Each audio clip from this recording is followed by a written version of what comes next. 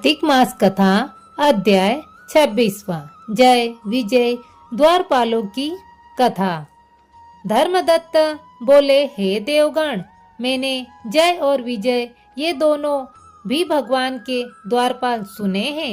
उनने कौन सा ऐसा उत्तम पुण्य किया है जिससे उन दोनों को विष्णु रूप मिला।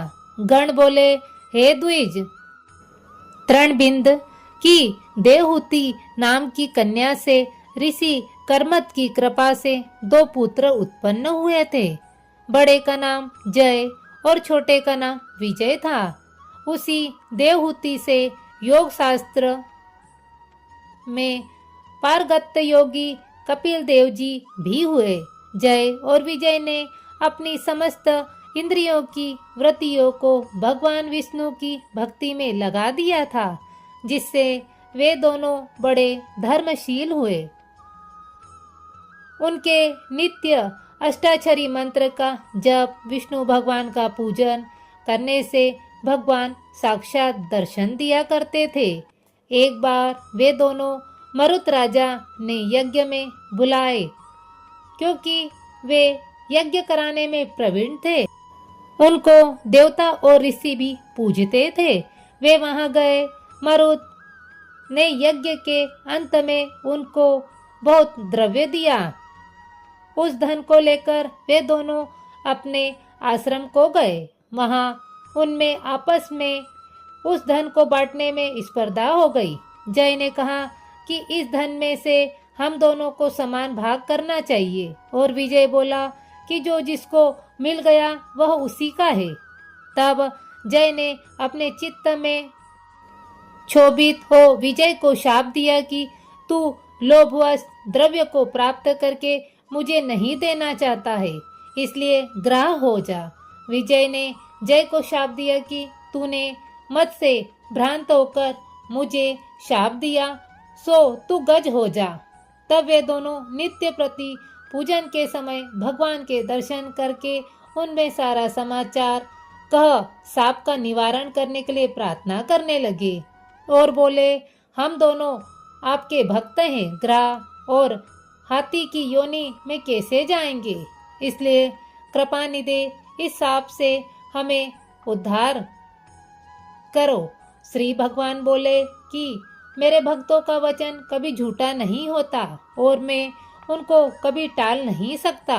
पहले एक बार मैं प्रहलाद के लिए खम्भ में से प्रकट हुआ, फिर राजा अम्बरीश के कहने पर 10 प्रकार से प्रकट हुआ। इससे तुम भी दोनों अपने किए हुए सापों को भोग करके मेरे पद को प्राप्त होगे। यह कहकर हरि अंतर ध्यान हो गए।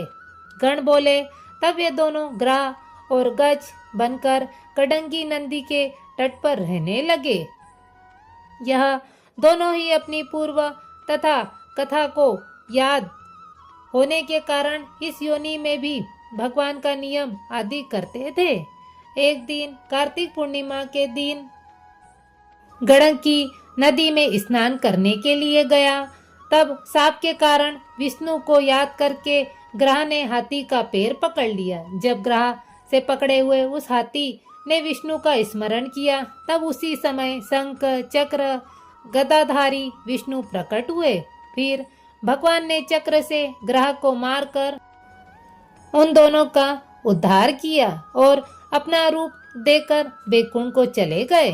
तभी से यह स्थान हरि क्षेत्र नाम से विख्यात है।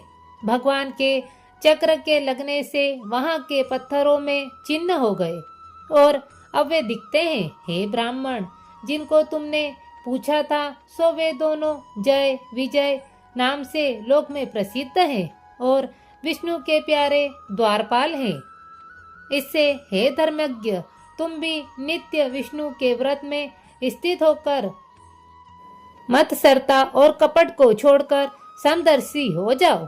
सदा तुला, मकर और मेष के सूर्य में प्रातः काल स्नान करो। एकादशी का व्रत और तुलसी के वन और ब्राह्मण, गो और वैष्णवों की सेवा करो। मसूर, कांजी, बैंगन का त्याग करो। इसी प्रकार हे धर्मदत्त, देहांत होने पर तुम ही हमारी तरह विष्णु के परम पद को प्राप्त हो जाओगे।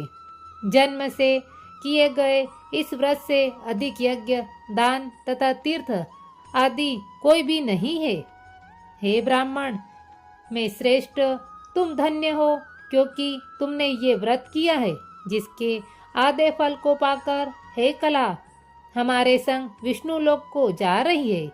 नारद जी बोले, हे राजन, धर्मदत्त से कहकर और विमान में बैठकर वे दोनों गण कला समेत बैकुंठ को चले गए।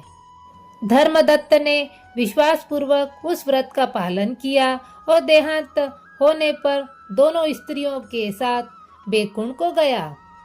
इस इतिहास को जो पुरुष सुनेगा वह सुनावेगा, वह जगत गुरु श्री हरि की कृपा से भगवान के समीप पहुंचाने वाली भक्ति को प्राप्त होगा।